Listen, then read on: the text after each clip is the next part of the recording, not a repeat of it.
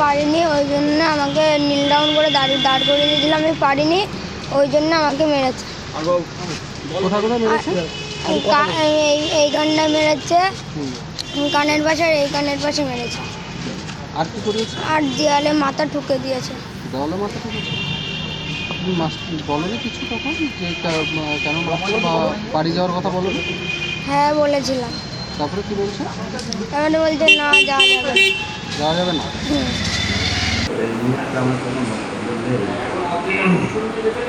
Circle inspector সহ BDO অফিসেও তো অভিযোগ জানিয়েছে, মাঠ পিটিশনও দিয়েছে।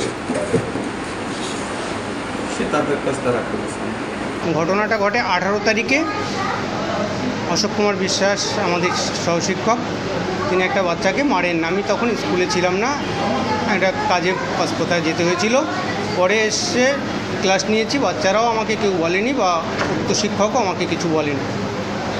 পরে আমাকে আমার অন্য সহশিক্ষক সন্ধ্যাবেলায় ফোন করে বলছে যে রুদ্র দাস ছেলেটার নাম, সে অসুস্থ আছে।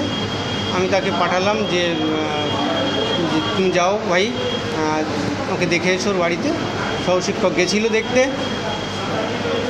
তখনই আমি জানতে পারলাম। উনি কী পদে আছেন স্কুলে? সহকারী প্রধান শিক্ষক? না, উনি সহশিক্ষক এটি।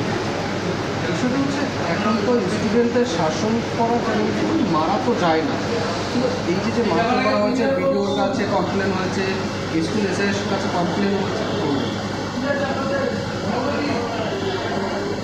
আপনারা কি কথা বলেছেন তার সঙ্গে, সে মাস্টারের সঙ্গে কেন আমরা ঘটনা বলবো? আপনি তখন জানলেন, জানার পর কী ব্যবস্থা নিয়েছেন? জানার পরে আমি আমার ঊর্ধ্বতন কর্তৃপক্ষকে জানিয়েছি, আমার এসআইকে জানিয়েছি, কেন এরকম ঘটনা ঘটলো এবং বিদ্যালয়ের যে আছে তার সঙ্গে কথা বলেছি।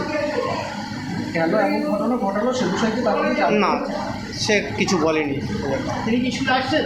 না, স্কুলে কদিন আসেনি, কদিন স্কুলে আসছেন না? তারপর থেকে স্কুলে আসেনি। এই 18 তারিখের পর থেকে স্কুলে আসছেন, ছুটি নেননি? না, আমাকে কোনো লিখিত কাগজ দেননি। উনি ফোন করে বলেছেন আমি অসুস্থ। ঠিক আছে, ওটা দেখছি, বাচ্চাকে মারধর করেছে। আমার কাছে এখনও কমপ্লেন এসছে, জাস্ট দেখছি। যদি ওনারা এফআইআর করতে চান এফআইআর করে দেবেন।